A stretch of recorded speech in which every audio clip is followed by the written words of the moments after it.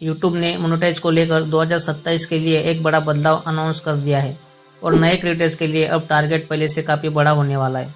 1 फरवरी 2027 से YouTube partner programme में ads और यूट्यूब प्रीमियम रेवेन्यू शेयरिंग के लिए नए क्रिएटर्स को 1000 सब्सक्राइबर के साथ अब 8000 पब्लिक वॉच टाइम या 20,000 मिलियन शॉर्ट्स व्यू पूरे करने होंगे।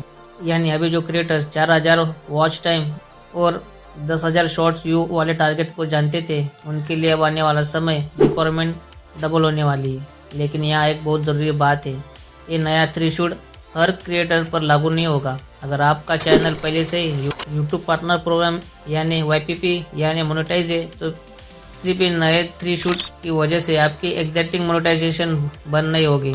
ये बदलाव खास तौर पर उन क्रिएटर्स के लिए जो 1 फरवरी 2027 के बाद YPP एड्स और यूट्यूब प्रीमियम रेवेन्यू शेयरिंग के लिए नए तरीके से क्वालिफाई होंगे यानी मोनेटाइज करने के लिए अपील करेंगे।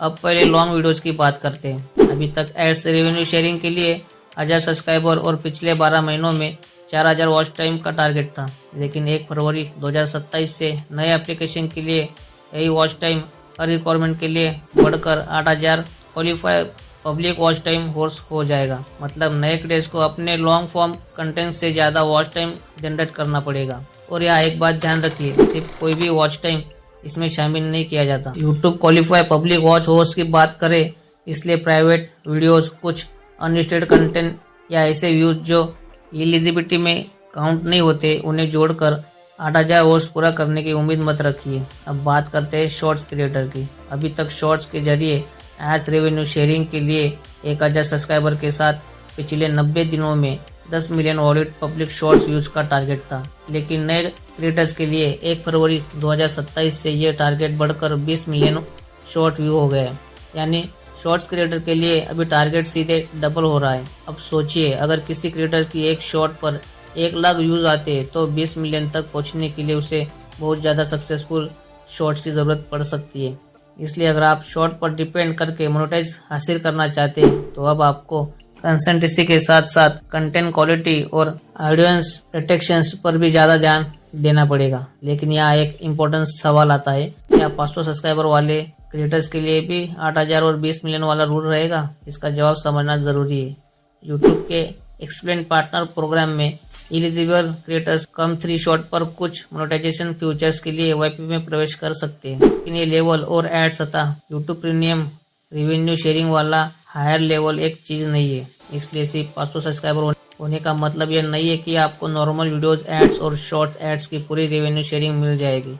अगर आपका लक्ष्य यूट्यूब से एड्स के जरिए अर्निंग करना है, तो आपको हायर YPP एलिजिबिलिटी को पूरा करना होगा। अब सवाल ये है कि यूट्यूब ने ऐसा बदलाव क्यों किया?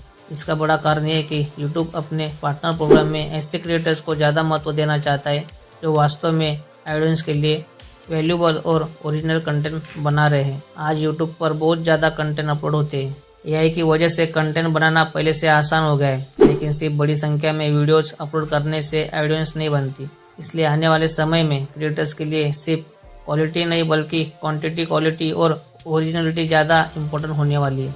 अगर आप अब यूट्यूब शुरू करने वाले, तो इस अपडेट को देखकर घबराने की ज़रूरत नहीं है।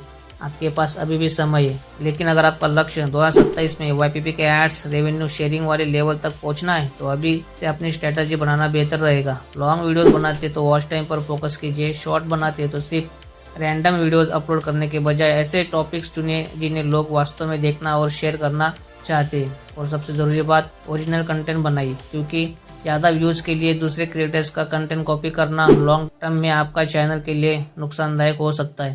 तो एक बार फिर नंबर्स याद रखिए, 1 फरवरी 2027 से नए क्रिएटर्स के लिए 1000 सब्सक्राइबर के साथ 8000 पब्लिक वॉच टाइम या 20 मिलियन शॉर्ट्स व्यू लाना ज़रूरी होगा। अगर आपका चैनल पहले से YPP में है, तो सिर्फ इस नए एंट्री थ्रेशोल्ड की वजह से आपकी एग्जैक्टिंग मोनेटाइजेशन खत्म नहीं होगी। अगर आप यूट्यूब पर काम करते, तो इस अपडेट को इग्नोर मत कीजिए, क्योंकि 2027 में यूट्यूब ने अर्निंग शुरू करने की प्लानिंग कर रहे, उनके लिए ये बदलाव काफ़ी इंपॉर्टेंट है। अगर आपको यूट्यूब में ऐसी लेटेस्ट अपडेट या क्रिएटर्स प्रोग्राम के आसान सोल्यूशन चाहिए, तो योगी टेक सपोर्ट को सब्सक्राइबर जरूर करिए। धन्यवाद।